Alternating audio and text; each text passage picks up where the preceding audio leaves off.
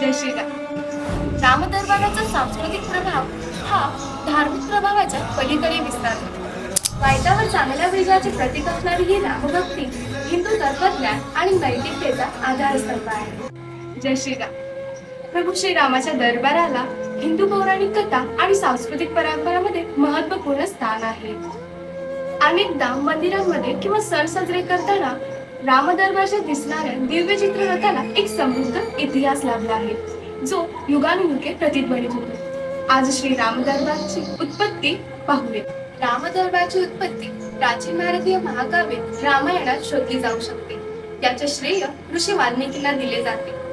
वाईटावर चांगल्या विजयाचे प्रतीक असणारी ही रामभक्ती हिंदू तत्वज्ञान आणि नैतिकतेचा आधारस्तंभ आहे. एक दृश्य प्रतिनिधित्व म्हणून रामदरबारची संकल्पना शतकानुशतके उदयास आली, कारण कलावंतांनी दैवी चित्रकथेला जिवंत करण्याचा प्रयत्न केला. एक कलात्मक अभिव्यक्ती म्हणून रामदरबारची पहिली नोंद केलेली अनेक उदाहरणे आणि अनेक सुशोभित शिल्पे आढळून येतात. जर रामदरबाराच्या सांस्कृतिक प्रभावाकडे लक्ष केंद्रित केले तर भारतभरातील विविध समारंभ, उत्सव, मिरवणुका यामध्ये रामदरबार हा महत्त्वाची भूमिका बजावतो. रामदरबाराचा सांस्कृतिक प्रभाव हा धार्मिक प्रभावाच्या पलीकडे विस्तारतो. याने असंख्य नाट्य निर्मिती यांना प्रेरणा दिली आणि यामुळे निर्माण झाली ती आध्यात्मिक भावना.